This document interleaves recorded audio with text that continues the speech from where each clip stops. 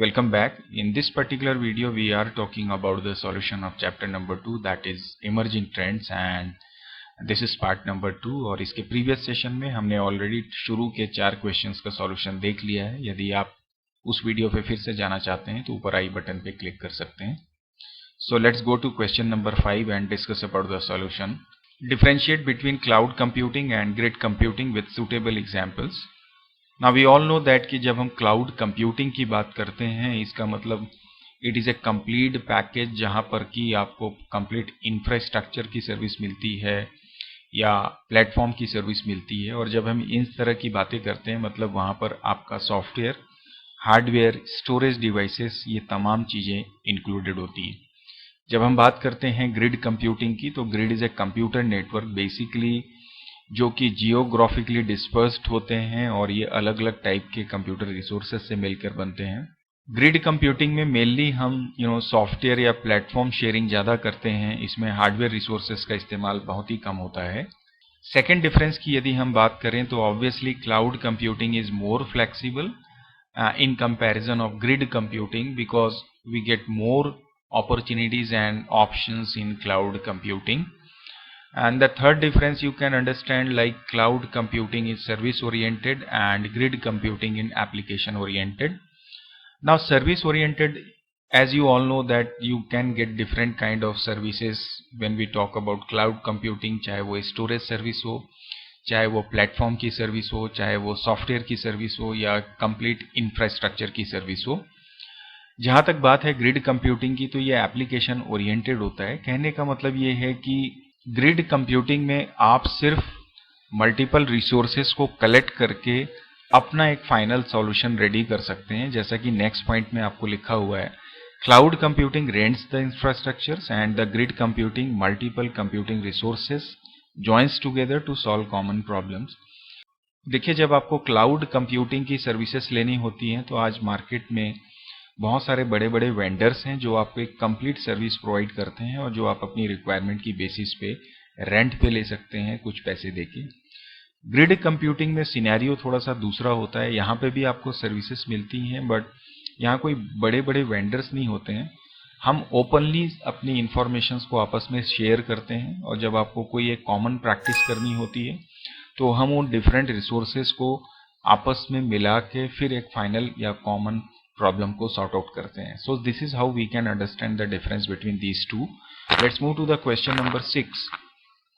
Justify the following statement. Storage of data is cost effective and time saving in cloud computing. Yes, it is obviously cost effective as well as time saving as well. देखिए क्या होता है, यदि आप अपना एक initial infrastructure information technology का ready करना चाहते हैं so you have to put lot of money for that. But यदि आप क्लाउड कंप्यूटिंग की सर्विसेज लेते हैं जहाँ पे ऑलरेडी सारे सॉल्यूशंस अवेलेबल हैं तो आपको एक स्मॉल अमाउंट ऑफ मनी देना होता है एज ए रेंट और आप वो सारी सर्विसेज को क्या कर सकते हैं, हायर कर सकते हैं.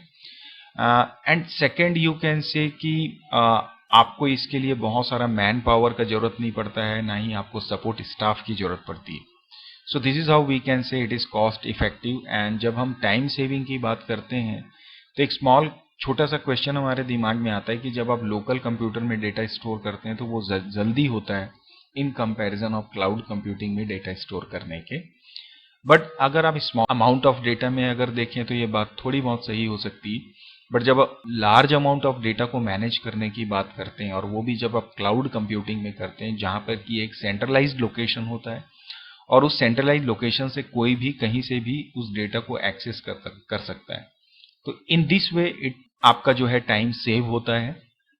साथ ही साथ जब ये जो आपको अलग से मेंटेनेंस के लिए टाइम स्पेंड करना पड़े या डेटा सर्च करना पड़े किसी स्पेसिफिक फाइल के लिए तो वहां पर भी आपका कहीं ना कहीं टाइम सेव होता है. So this is how we can say this statement is absolutely right. Let's move to the next question now.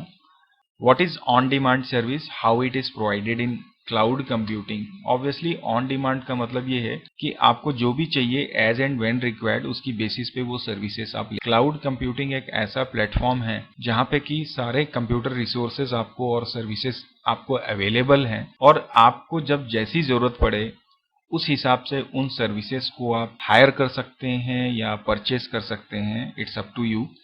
So this is why it is called on demand, जहां पर कि आपको परमानेंट हर एक चीजों को लेने की जरूरत नहीं है। A user can use on demand infrastructure और प्लेटफॉर्म और software and usually charge as per the usages. तो आपको जो भी आप यूज करते हैं उसकी बेसिस पे चार्जेस पे करने होती हैं और उन चार्जेस को पे करके ये सर्विसेज आप लेते हैं। और बहुत सारे वेंडर्स, जैसे मैंने आपको बोला, मार्केट में हैं जो आपको ये सर्विसेज प्रोवाइड करते हैं और इस तरह से आपको बहुत ज़्यादा इन्वेस्ट नहीं करना पड़ता है अपने ऑर्गेनाइजेशन में इन डिफरेंट सर्विसेज को इस्तेमाल करने के लिए। Let's move to the next question now. Right examples of the following. तो first A is saying the government provided cloud computing platforms. It is very important to know that is basically Meghraj and the URL is what https://cloud.gov.in. So this is what the portal provided by the government for the cloud-based services. And when it comes to large scale private cloud service provider and the services they provide, so we all know Google is a big giant, Microsoft is there and Amazon is there also.